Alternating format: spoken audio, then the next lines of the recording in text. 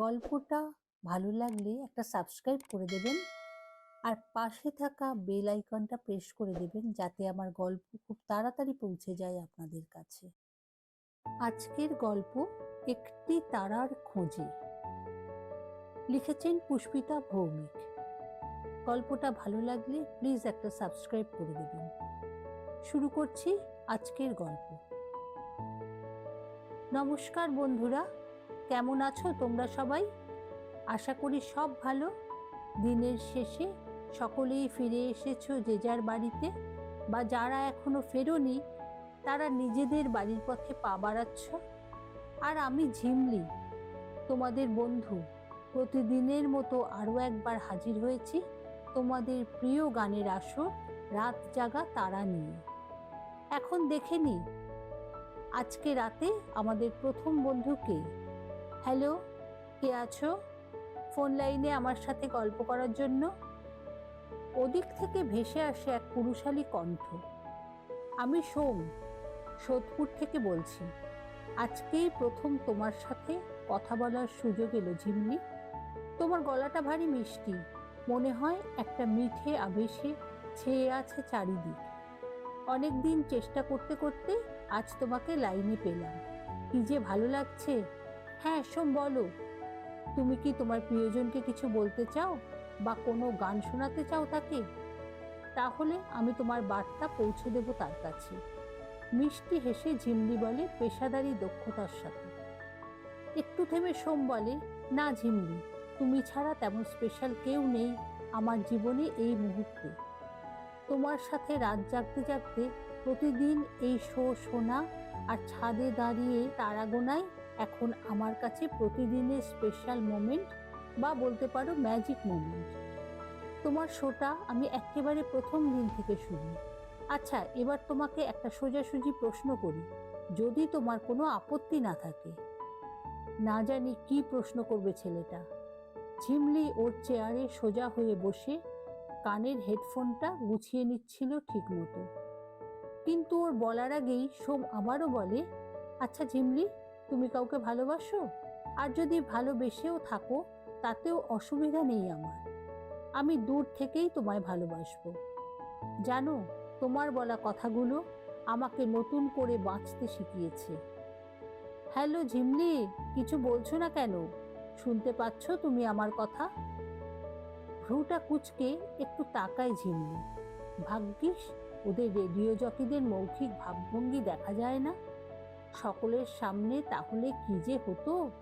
বলে কি ছেলেটা, এ তো বসতে পেলে শুতে চায়। প্রথম দিন ফোন করেই সোজাসুজি প্রেমের প্রস্তাব দিচ্ছে। আচ্ছা গায়ে পড়া লোক তো বাপু। মাস 6 ধরে রেডিও জকির কাজ করতে এসে এসব এখন প্রায় গা সওয়া হয়ে গেছে ঝিমলি। তবুও আজ কেমন যেন অন্যরকম লাগে এই সোম নামে ছেলেটার গলা। কেমন জানি খুব চেনা চেনা লাগছে।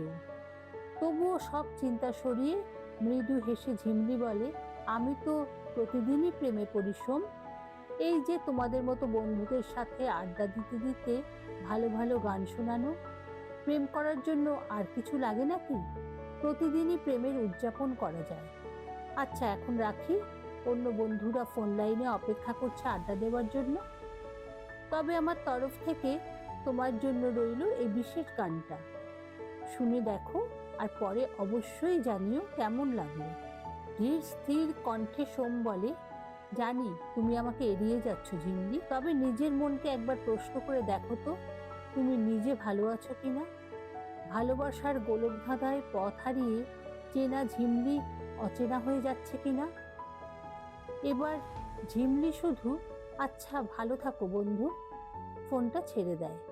টিউনিং সেট করে দিতেই বাজতে শুরু করে, আরো কিছু রাত তুমি জাগতে যদি, দেখতে গো সব তারা জ্বলছে, মিষ্টি কথা চাঁদ বলতে জানে।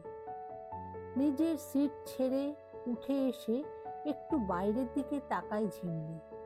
সুউচ্চ এই রেডিও অফিসটা থেকে এখন রাতের তিলোত্তমাকে অদ্ভুত সুন্দর দেখাচ্ছে। মায়াবী আলোয় ভরে আছে চারদিক। ব্ল্যাক কফির কাপে আলতো চুমুক দেয় ঝিমলি। আচ্ছা, ওই সোম নামে ছেলেটা ভালোবাসার কথা কি যেন বলল? বেশ বলল তো কথাগুলো, একেবারেই মন্দ নয়। ভালোবাসাটা আদতে কি একটা অভ্যাস নাকি অনুভূতি? কই, রায়ানের প্রতি তো আজকাল আর তেমন কোনো টান অনুভব করে না ঝিমলি। আর রায়ানও দিব্যি আছে ওর অফিস, ট্যুর, প্রজেক্ট ইত্যাদি নিয়ে। হামেশাই দেশ বিদেশ ঘুরে বেড়াচ্ছে। ঝিমলির কত ইচ্ছে ছিল গত মাসে 2 দিন ছুটি পেয়ে একবার বাংলাদেশ থেকে ঘুরে আসবে, বুনো জংলি ফুলের নেশায় মাতবে, কিন্তু সে আর হলো কই। তবুও ওরা সমাজের চোখে দুজন দুজনকে ভালোবাসে। এটাকে কি ভালোবাসা বলে, নাকি বলে আপোষ করে ভালোবাসার সম্পর্ক জিইয়ে রাখা?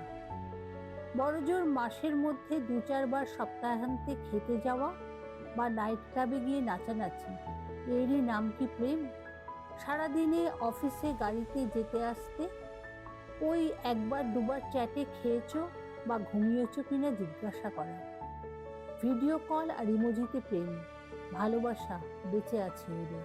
এদিকে এবার ঝিমলির বাড়ি থেকে বিয়ের চাপ আসছে, কিন্তু রায়ান এখন ওসব নিয়ে ভাবতে রাজি নয়। ঝিমলির খুব ইচ্ছে করে লাল বেনারসি চন্দনে সাজবে। বিয়ের জল গায়ে পড়লে নাকি সব মেয়েরা আরো সুন্দরী হয়। মা ঠাকুমার কাছে এসব শুনেছেও। নতুন বিয়ের পর পাট ভাঙা তাঁতের শাড়ি আর সিঁদুরে রাঙানো এলোমেলো সিঁথি নিয়ে সকালে রায়ানের বুকে শুয়ে একসাথে ঘরের জানলা দিয়ে সূর্য ওঠা দেখবে দুজনে। সেসব কি শুধু স্বপ্ন হয়েই থেকে যাবে ওর জীবনে? রায়ানের উচ্চাকাঙ্ক্ষার পিছনে ছুটতে গিয়ে ছোট ছোট ভালো লাগার মুহূর্তগুলো হারিয়ে যাচ্ছে প্রতিদিন। ইদানিং আবার অন্য সমস্যা শুরু হয়েছে ওদের দুজনের মধ্যে।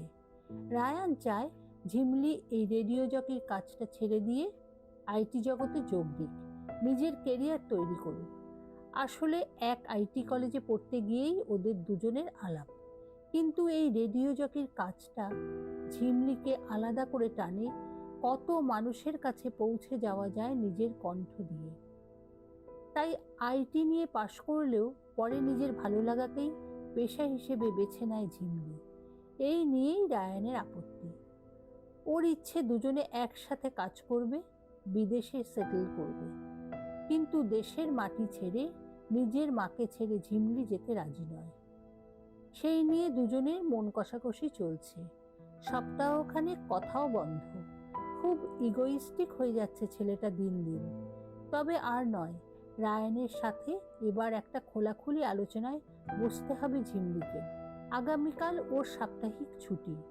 রায়ানের সাথে দেখা করে মান অভিমান মিটিয়ে ফেলার একটা মস্ত সুযোগ আছে।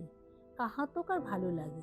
মুঠোফোনের দিকে হাত বাড়িয়ে আঙুলের ছোঁয়া ঝটপট লেখে, আগামীকাল একবার সন্ধ্যা 7টা নাগাদ গোলপার্ক সিসিডিতে আসবি প্লিজ। এভাবে ভালো লাগছে না আর। চল যে করেই হোক অফিস ম্যানেজ করে ছোট্ট ট্রিপে কোথা থেকে ঘুরে আসি দুজনে। তোর মতামতের অপেক্ষায় রইলাম। মুখ গোমরা রাখিস না, প্লিজ রিপ্লাই দিস। মেসেজটা পাঠিয়ে আবার নিজের কাজে ব্যস্ত হয়ে পড়ে ঝিমলি। কোথা দিয়ে রাত কেটে যায় দেখতে দেখতে। ভোর ভোর রেডিও স্টেশন থেকে বেরোয়ও না, এখনো কোনো উত্তর দেয়নি রায়ান। ঘুমোচ্ছে এখনো বোধহয়। বাড়িতে পৌঁছে স্নান সেরে অল্প কিছু মুখে দিয়ে বিছানায় শরীর এলিয়ে দেয় ও। সবেমাত্র ওর 2 চোখের পাতা জোড়া লেগে আসছে, এমন সময় রায়ানের ফোন আসে। ঝিমলি ফোনটা রিসিভ করতে ভেসে আসে ওর গলা। হ্যাঁ, আসবো আজ, তুই চলে আয়, একটা সারপ্রাইজ দেবার আছে তোকে। তবে কি অভিমানের পারদ নামলো? পাশবালিশটাকে বুকের কাছে জাপটে ধরে ঝিমলি আনন্দে অদ্ভুত আবেশ নিয়ে বলে, যথা আজ্ঞা হুজুর। বিকেল বিকেল আয়নার সামনে যায় ও। লাল রুবির দুল, চোখে গাঢ় কাজল, কালো রঙের শিফন শাড়ি আর ইন্টিমেট পারফিউমে নিজেকেই নিজের বেশ সুন্দরী ঠেকে ঝিমলির। রায়ান যেমন ওকে সারপ্রাইজ দেবে, তেমন রায়ানকেও সেজেগুজে গিয়ে চমকে দেবে আজও। ঘড়ির কাঁটা প্রায় 6টা ছুঁই ছুঁই। একবার সেদিকে তাকিয়ে বেরিয়ে পড়ে ঝিমলি। সিসিডি পৌঁছে কাঁচের দরজা ঠেলে ভিতরে ঢুকতেই ওর নজর যায় কোণের টেবিলটার দিকে। রায়ান বসে আছে। 2 গ্লাস ক্যাপুচিনো শোভা পাচ্ছে ওর টেবিলের সামনে। ওরা এখানে আসলে সাধারণত এই টেবিলেই বসে, কিন্তু রায়ান আজ আগে এলো, ব্যাপারটা কি? এতদিন তো ঝিমলি আগে এসে অপেক্ষা করে ওর জন্য। যাই হোক, ভালোই হলো। আজ শুরু থেকে মনে হচ্ছে সবটাই সারপ্রাইজ দেবে বলে ঠিক করে রেখেছে রায়ান। ঝিমলি ওর কাছে গিয়ে বলে, কি রে রায়ান, আজ যে সকাল সকাল আমার আগে পৌঁছে চমকে দিলি আমাকে। হ্যাঁ, ওই আর কি, তোর সাথে কথা সেরে একটা ডিনার পার্টিতে যাব। মায়ের এক বান্ধবীর মেয়ের জন্মদিন আছে আজ। আচ্ছা, এটা এখন দেখ। এই বলে রায়ান ল্যাপটপ খুলে মেল বক্স খুলে। ঝিমলির চোখের সামনে ভেসে ওঠে মুম্বাই হেড অফিস থেকে কানাডায় রায়ানের সেটেল করার প্রস্তাব। রায়ান ঝিমলির মুখের দিকে না তাকিয়েই যন্ত্রের মতো বলে চলে, গত মাসে আমার ব্রিলিয়ান্ট পারফরমেন্সের জন্যই সম্ভব হলো রে এটা। ঝিমলি চুপ করে থাকে। ও আশা করেছিল আজ অন্তত ওর মুখের দিকে কিছুক্ষণ তাকিয়ে থাকবে রায়ান নিষ্পলক চোখে, কিন্তু সেসব কিছুই হলো না। সেই কেরিয়ার নিয়েই কথা বলে চলেছে ও। দারুণ সুযোগ তো, হ্যাঁ বলে দে। ঝিমলি বলে, মনের ভার মনেই চেপে রেখে। রায়ান উচ্ছ্বসিত কণ্ঠে বলে, এখানেই তো মুশকিল রে।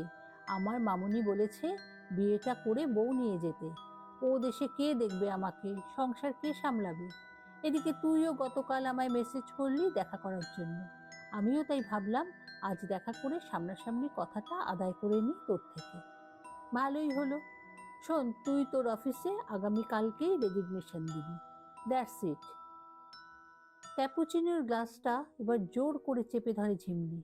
মনে আছে সেদিন ফোনে সোমের বলা কথাগুলো। এটা কি ধরনের ভালোবাসা, যেখানে শুধু জোর করে চাপিয়ে দেওয়া আছে, কোনো সমর্পণ নেই? কি রে বল, কি এত ভাবছিস আকাশ পাতাল? টাইপ করে ফেল রেজিগনেশন লেটার এখান থেকেই। রায়ান বলে, এবার বেশ সাজিয়ে উঠে। কাটা কাটা কণ্ঠে ঝিমলি বলে, না রে রায়ান, আমি পারবো না, সম্ভব নয় আমার পক্ষে। বাবাকে হারিয়েছি অনেক ছোটবেলায়। মাকে এখানে আলাদা ফেলে একা স্বার্থপরের মতো নিজের সুখ খুঁজতে যেতে পারবো না। কি দরকার তোর অত টাকা? আমিও তো রেডিও জকির কাজ করছি, মাস গেলে মাইনে পাচ্ছি একটা।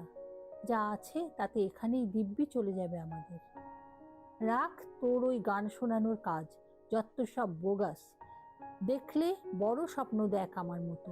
মধ্যবিত্ত মানসিকতার গণ্ডিতে আটকে ফেলিস না নিজেকে। তোকে জাস্ট ভালোবাসার কথা দিয়ে ফেলেছিলাম বলে এখনো জিজ্ঞাসা করছি, নইলে ভাবিস না তুই ছাড়া আমার গতি নেই। যা বলবি ভেবে উত্তর দে। রায়ান বলে, রাগে চোখ মুখ লাল করে। চেয়ার ছেড়ে উঠে দাঁড়িয়ে ঝিমলি বলে, হ্যাঁ ভেবেই বলছি। যে ভালোবাসায় অনুভূতি নেই, শুধু জোর আছে, সেটা কোনো ভালোবাসা নয়। আমাদের মধ্যে ভালোবাসার আর কিছুই বেঁচে নেই। শুধু এককালে কথা দিয়েছিস বলে তার রেশ টেনে চলতে হবে, সেটা যারা জানে আমাদের সম্পর্কের কথা, তাদের চোখে নিজেদের সুখী প্রমাণ করার জন্য অযথা এই সম্পর্ক বয়ে বেড়ানোর কোনো মানে হয় না। চলি। বাইরে তখন খুব জোরে বৃষ্টি নেমেছে। রাস্তায় নামে ঝিমলি, অঝরে ভিজতে থাকে। মনের তীব্র দহনজ্বালা মেটাতে একটু ভেজা দরকার। অনেকক্ষণ কেটে যায় এভাবে। শেষমেশ বাড়ি ফেরে ঝিমলি। চোখ দুটো পুরো লাল। মায়ের বুকে ছোট্ট মেয়ের মতো আশ্রয় নেয় ও। জ্বরে ওর গা পুড়ে যাচ্ছে, আর কিছু মনে থাকে না ঝিমলির। যখন জ্ঞান ফেরে, ও দেখে ওর মা আর অফিসের প্রিয় বন্ধু তথা কলিগ সম্রাট বসে ওর বিছানার পাশে। ওকে বিছানায় আস্তে আস্তে উঠে বসতে দেখে মা রান্নাঘরে চলে যায় চা বানাতে।